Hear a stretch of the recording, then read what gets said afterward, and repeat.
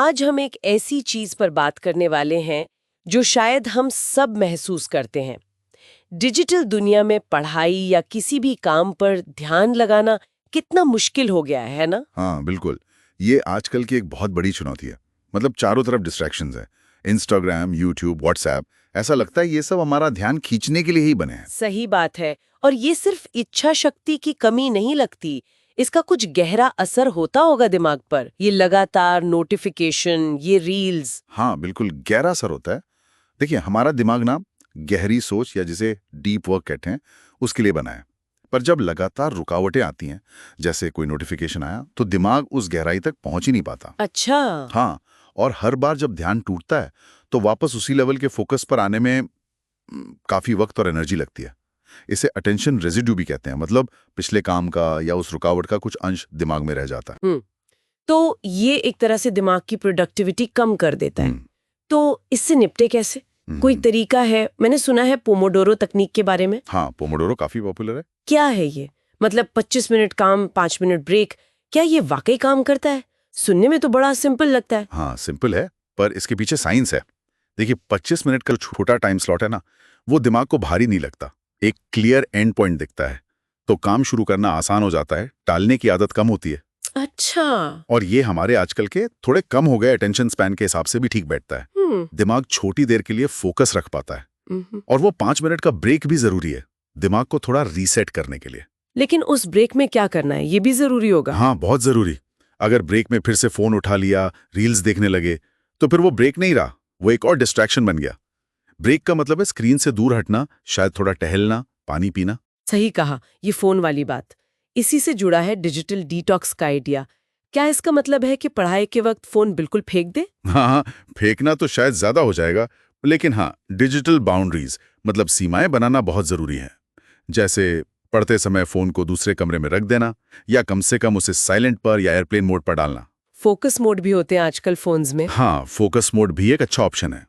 Main बात यह है कि जब तक वो चीज जो ध्यान भटकाती है आपकी नजरों के सामने या पहुंच में रहेगी, आपकी विल पावर, आपकी इच्छा शक्ति पर उतना ही ज्यादा जोर पड़ेगा। नोटिफिकेशन बंद करना तो मतलब पहला कदम है। बिल्कुल। अच्छा, एक और चीज जो बहुत कॉमन है वो है मल्टीटास्किंग। लगता है कि गाने सुनते हुए पढ़ लेंगे या चैट करते हुए नोट्स बना लेंगे तो टाइम बचेगा। ये एक बहुत बड़ा मिथ है, एक भ्रम है। असल में हमारा दिमाग मल्टीटास्किंग कर ही नहीं सकता। वो बस बहुत तेजी से एक काम से दूसरे काम पर स्विच करता है। ओह हाँ, इसे कॉग्निटिव स्विचिंग कहते हैं। और हर बार स्विच करने की एक कीमत होती है, टाइम भी ज्यादा लगता है और गलतियां होने के चांस भी बढ़ जाते हैं।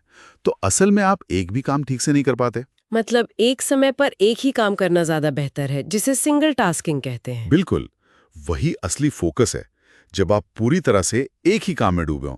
फोन देखते हुए पढ़ना या रिवीजन करना वो असल पढ़ाई नहीं है, क्वालिटी कम हो जाती है। समझ गई। तो सिंगल टास्किंग जरूरी है।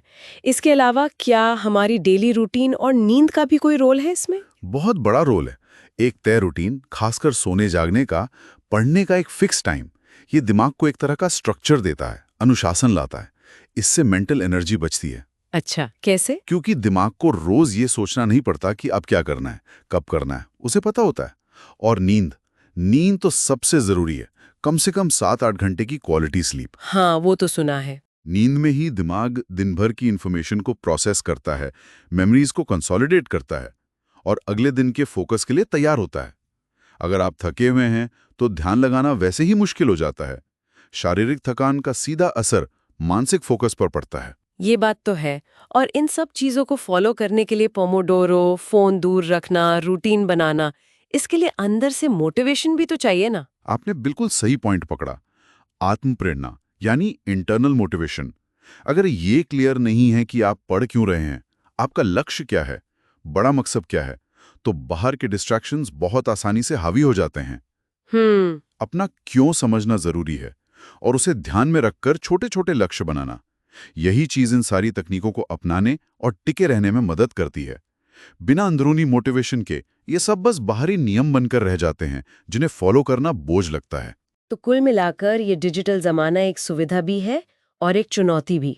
फोकस बनाए रखने के लिए थोड़ी जागरूकता चाहिए, कुछ तकनीकें सीखनी पड़ेंगी और सबसे जरूरी सेल्फ कंट्रोल और अनुशासन। हाँ, पोमोडूरो टाइम मैनेजमेंट के लिए, डिजिटल बाउंड्रीज, डिस्ट्रैक्शन कम करने के लिए, सिंगल टास्किंग गहराई लाने के लिए और अच्छी रूटीन और नींद वो शरीर और मन को तैयार रखने के लिए। और इन सब के पीछे आपकी अपनी वजह, आपकी प्रेरणा। बिल्कुल। इन तकनीकों को बस नियमों की तरह ना देखें, बल्कि अपने फोकस को वापस पाने के टूल्स की तरह समझें। छोटी शुरुआत करें, देखें आपके लिए क्या काम करता है और धीरे धीरे उसे आदत बनाएं। तो जाते जाते हमारे सुनने वालों के लिए एक सवाल सोचने के लिए छोड़ जाते हैं। इन सब तरीकों में से कौन सा एक तरीका है जिसे आप आजमाना चाहेंगे अपने फोकस को बेहतर करने के लिए? और आपके एकाग्रता के रास्ते में सबसे बड़ी डिजिटल रुकावट कौन सी है जिसे आपको सबसे पहले हटाने की जरूरत महसूस होती है?